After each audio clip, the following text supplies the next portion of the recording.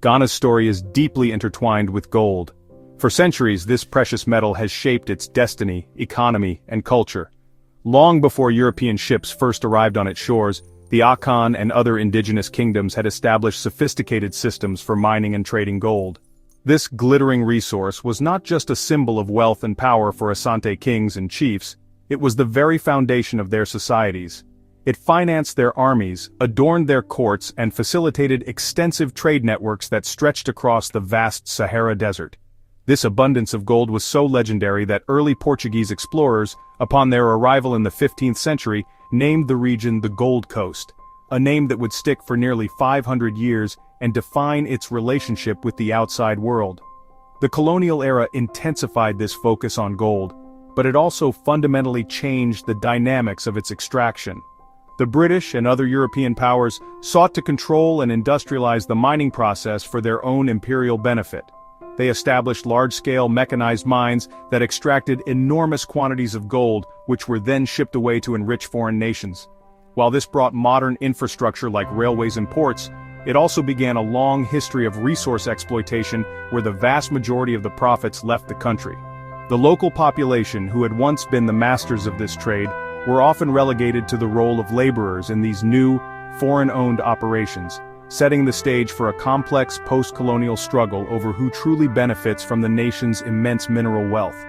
After Ghana achieved independence in 1957, the new nation inherited this colonial mining infrastructure and the challenge of making it work for its own people. The large mines were nationalized, but the dream of using gold to fuel national development proved difficult. The industry remained capital-intensive and subject to the unpredictable swings of global commodity prices.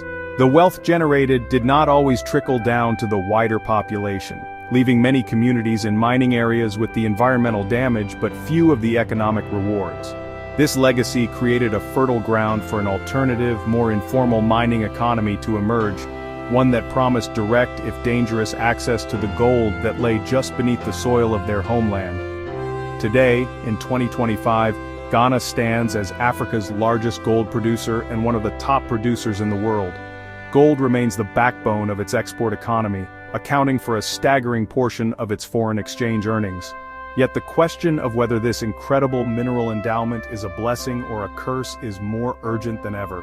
The glitter of gold has always held a powerful attraction, promising prosperity and a way out of poverty. But this promise has come with a dark side, a story of environmental destruction, social conflict, and a relentless struggle for control over the very soul of the land once known as the Gold Coast.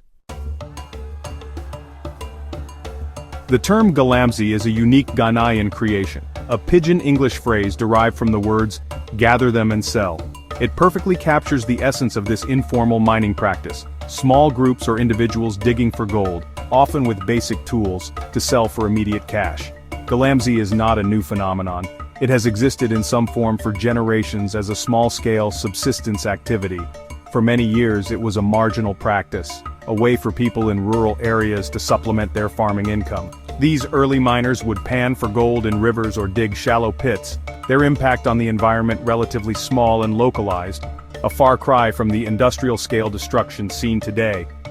The significance of galamsey in modern Ghana cannot be overstated. It has grown from a fringe activity into a massive parallel economy that operates largely outside of state control. It is estimated that over 1 million people are directly involved in galamsey, including not only Ghanaians but also migrant workers from neighboring countries. This informal sector now produces over a third of Ghana's total gold output, making it a powerful economic force in its own right. For many young people facing unemployment and bleak economic prospects, galamsey represents a powerful lure. It offers the potential for an income that far exceeds what they could earn from traditional jobs like teaching or farming, providing a direct and tangible path out of poverty. However, this economic lifeline is a double-edged sword. While it provides livelihoods for many, it operates in the shadows, unregulated, and often illegal. The term galamsey has become synonymous with lawlessness and destruction. The methods used are often crude and incredibly dangerous, both for the miners and the environment. Miners dig unstable pits that frequently collapse, burying workers alive. They use toxic chemicals like mercury and cyanide to separate the gold from the ore, pouring these poisons directly into rivers and onto the land without any safety precautions. This transforms a practice of gathering and selling into a relentless assault on the nation's natural resources, poisoning the very water and soil that sustain communities. The importance of galamsey today lies in this deep contradiction. It is simultaneously a source of hope and a cause of despair. It is a response to economic hardship, yet it creates new and more profound crises. It is a testament to the entrepreneurial spirit of ordinary Ghanaians, but also a symbol of a breakdown in governance and the rule of law. Understanding galamsey is crucial to understanding modern Ghana, as it exposes the deep tensions between economic survival, environmental preservation, and the struggle for a sustainable future. The story of galamsey is the story of a nation grappling with the immense and often devastating consequences of its most valuable resource. By the late 1980s, the Ghanaian government recognized that the informal mining sector was growing too large to ignore. The state's monopoly on mining, a holdover from the colonial era, was proving ineffective. Thousands of people were engaged in unregulated galamsey, and attempts to suppress it through force were failing. In an effort to bring this sprawling shadow economy into the formal system, the government passed the Small-Scale Gold Mining Law in 1989, known as PNDCL 218. The law was a landmark piece of legislation. Its goal was to formalize and regulate the activities of artisanal miners, providing them with a legal pathway to operate, secure licenses, and gain access to technical support.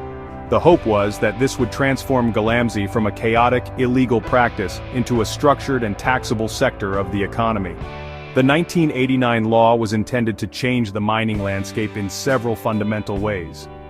Firstly, it democratized access to mineral resources, allowing Ghanaian citizens to legally claim and mine small concessions. This was a significant departure from the old system, which favored large, often foreign-owned corporations.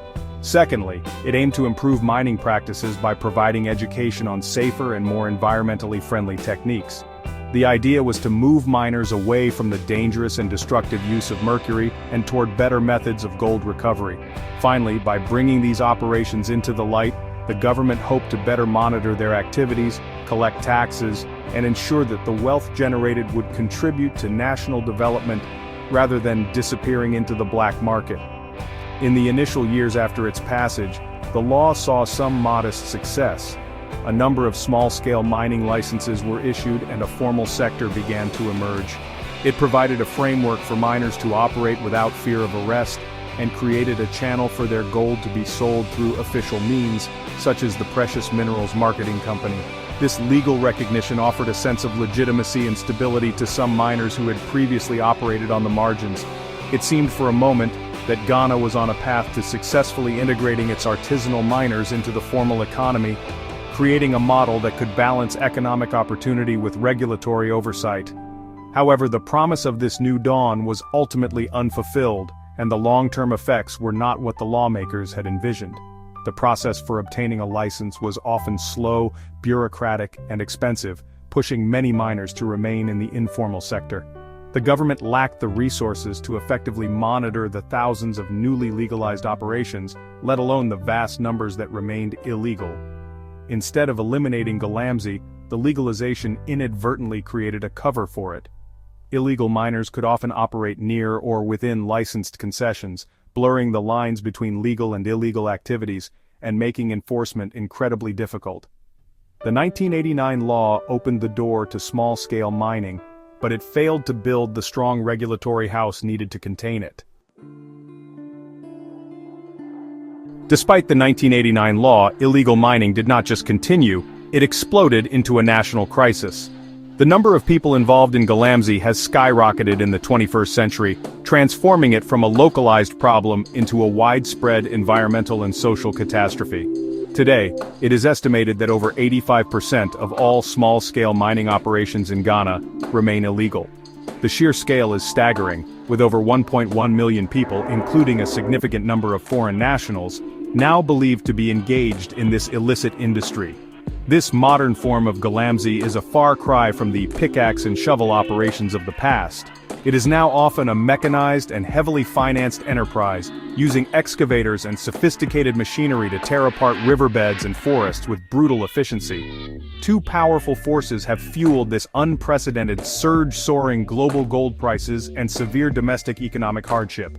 In recent years, and particularly through late 2024, the price of gold on the international market reached record highs, nearing $3,000 per gram. This created an irresistible incentive, a modern-day gold rush that promised unimaginable wealth. For unemployed youth in Ghana, caught in the grip of a deep economic crisis with high inflation and limited job opportunities, the lure of galamsey became almost impossible to resist.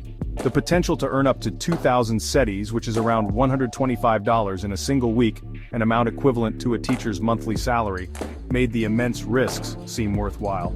It presented a direct, albeit perilous, escape from poverty.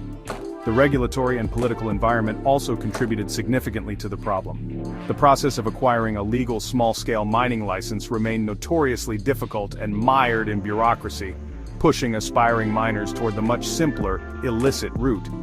Furthermore, a flood of new mining licenses issued under the previous government between 2017 and 2025, many for small-scale operations, exacerbated the situation.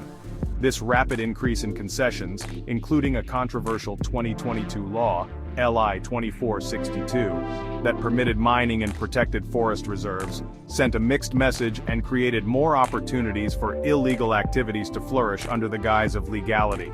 The system designed to control mining seemed to be enabling its destructive expansion.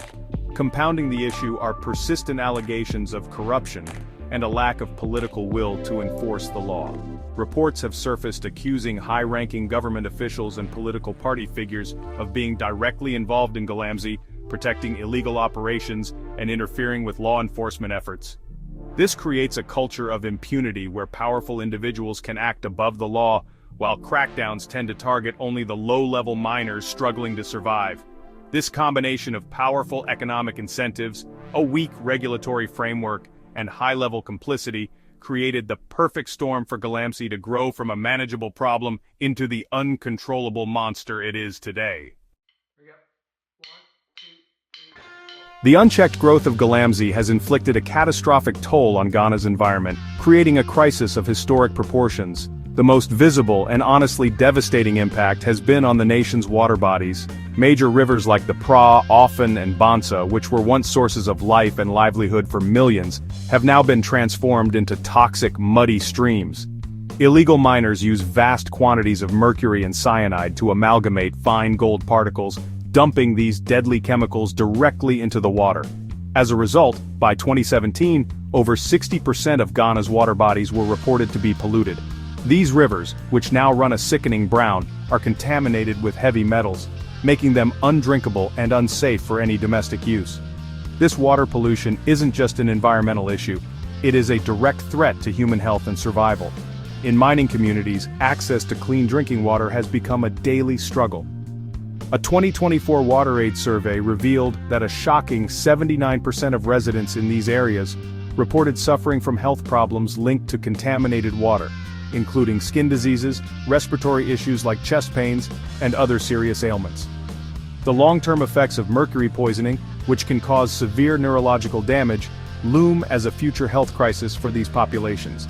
The situation has become so dire that the state water utility warned in 2024 that Ghana might need to start importing water by 2030 if the destruction continues unabated. But it doesn't stop there. Beyond the rivers, galamsey is waging a war on Ghana's forests and agricultural lands. The Ghana Forestry Commission reported in early 2025 that thousands of hectares of precious forest land, including parts of 34 protected forest reserves, have been destroyed. Miners clear vast tracts of land, digging deep pits and leaving behind a scarred, barren moonscape where vibrant ecosystems once thrived. This deforestation contributes to biodiversity loss and soil erosion. The impact on agriculture, particularly the cocoa industry, a cornerstone of Ghana's economy, has been severe. The Ghana Cocoa Board has reported that tens of thousands of hectares of cocoa farms have been destroyed, with armed miners sometimes forcibly seizing land from farmers to dig for gold. The social fabric of communities is also fraying under the pressure of this illicit industry. The influx of miners, money and machinery has led to increased social tensions and violence. Conflicts between mining groups, local communities and security forces are becoming more frequent and deadly. A recent clash at a large commercial mine in Obuasi resulted in the tragic deaths of several illegal miners at the hands of military personnel. The constant danger of the work itself is ever present, with pit collapses claiming lives regularly, such as the 2 deaths reported in Osino in January 2025. Galamsey has created a cycle of violence, death and environmental ruin that is exacting a heavy price on the Ghanaian people. Faced with a burgeoning national crisis, successive Ghanaian governments have launched numerous initiatives to combat the galamsey menace. These efforts have typically involved a combination of legislative action, regulatory bodies, and direct military intervention. Under the administration of President Nana Akufo-Addo, from 2017 to 2025, the fight against illegal mining was declared a top priority. The government established the Inter-Ministerial Committee on Illegal Mining, or IMCIM, to coordinate a multi-pronged strategy. This was accompanied by high-profile military-led task forces, most notably Operation Vanguard and later Operation Halt, which were deployed to mining districts to raid illegal sites, arrest miners, and seize or destroy their equipment, including excavators and water pumps. These crackdowns were designed to send a clear message that the era of impunity was over. The sight of soldiers burning excavators and making arrests received widespread media coverage and created an initial impression of decisive action.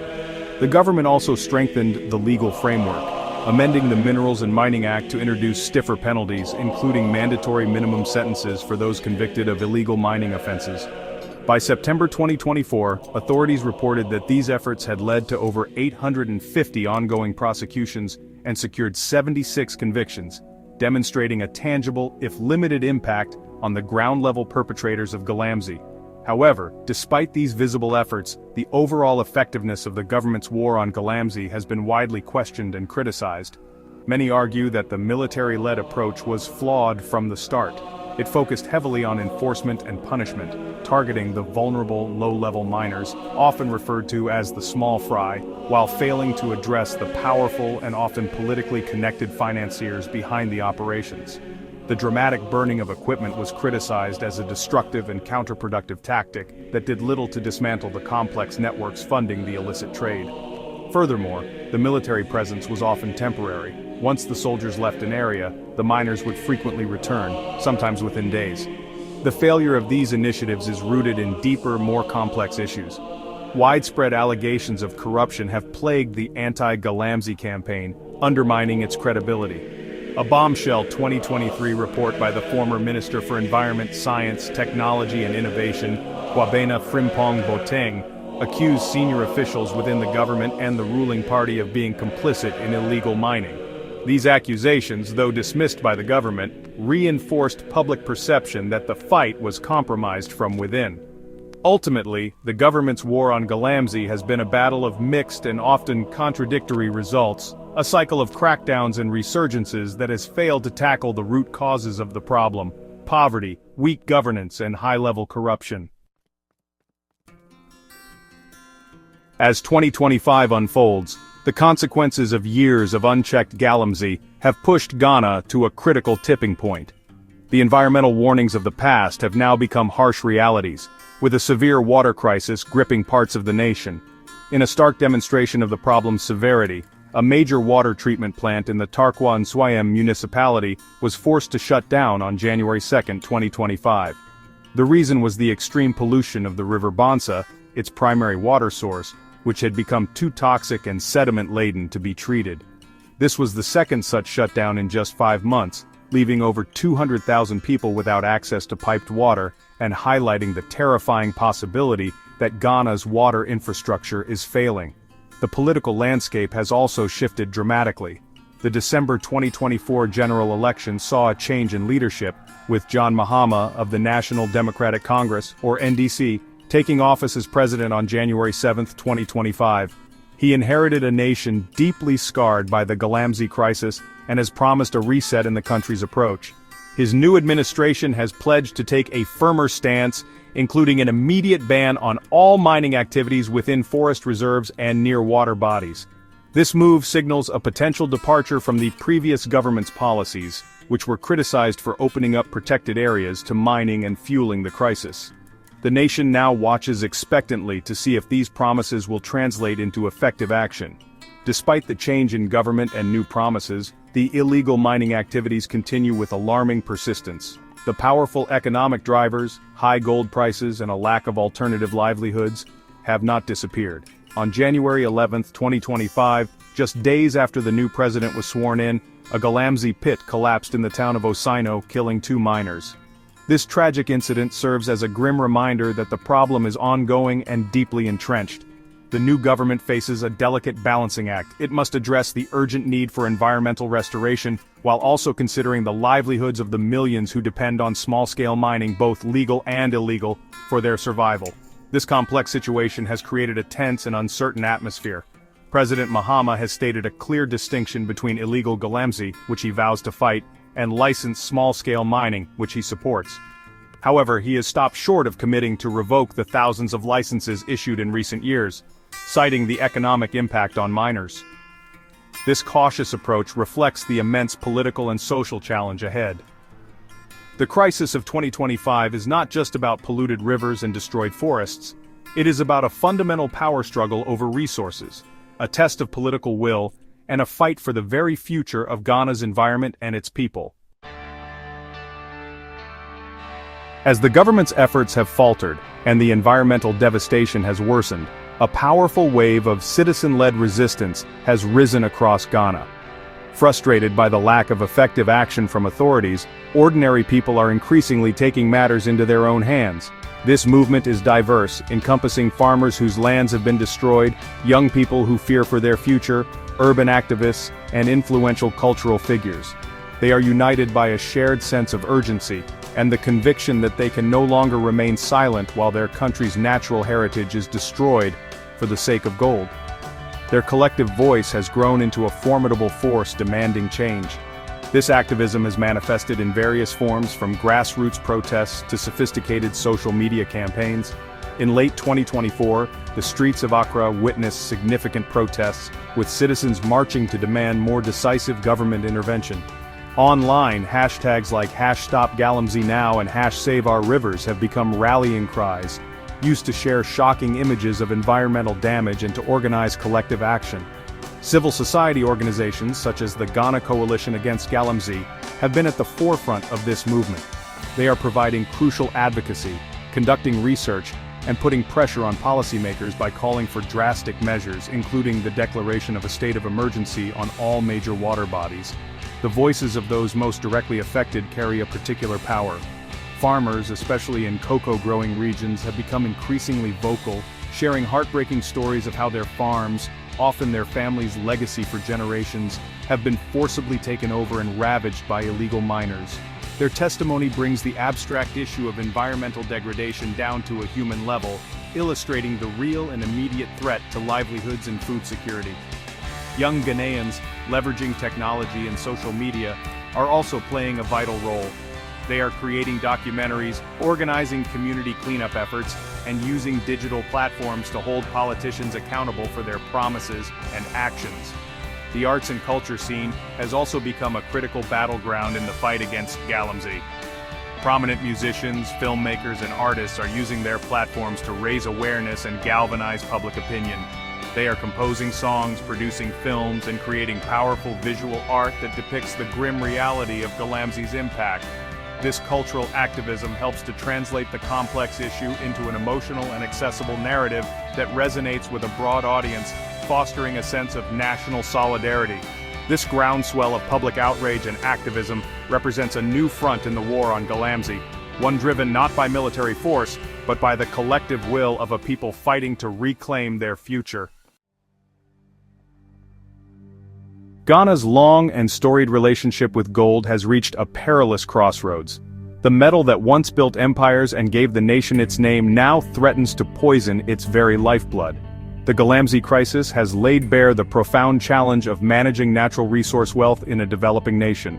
It is a complex web of poverty, greed, corruption, and environmental decay that defies simple solutions. The allure of gold offers a vital, if destructive, livelihood for a significant portion of the population, yet the long-term cost of its extraction is proving to be unbearable. The nation is now forced to confront a difficult truth. The pursuit of short-term wealth is leading to irreversible long-term poverty. The path forward requires a delicate and determined balancing act.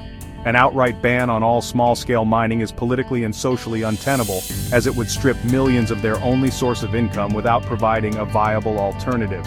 This would likely drive the entire industry further underground, making it even harder to control. Conversely, allowing the status quo to continue is a recipe for national suicide, leading to a future of toxic rivers, barren lands, and a public health catastrophe. The challenge for Ghana's leaders and its people is to find a sustainable middle ground, a way to harness the economic potential of gold without sacrificing the environmental health of the nation. Achieving this balance will demand a multifaceted approach that goes beyond military crackdowns. It requires strengthening governance and rooting out the high-level corruption that enables the illegal trade to thrive. It means simplifying and making the process for obtaining a legal mining license more accessible, while simultaneously providing robust training and support for environmentally responsible mining techniques. Most importantly, it necessitates significant investment in alternative livelihood programs in mining communities, offering young people genuine economic opportunities outside of the dangerous pits. This creates a pathway out of galamsey that is built on hope and development, not just enforcement and punishment. Ultimately, the fate of Ghana's gold is a question of national identity and vision.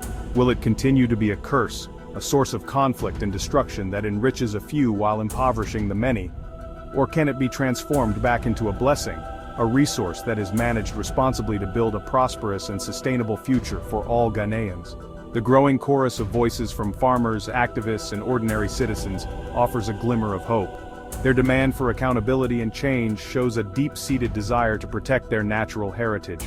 For Ghana to secure its future, it must learn to balance the glittering promise of gold with the priceless value of clean water, fertile land, and healthy communities.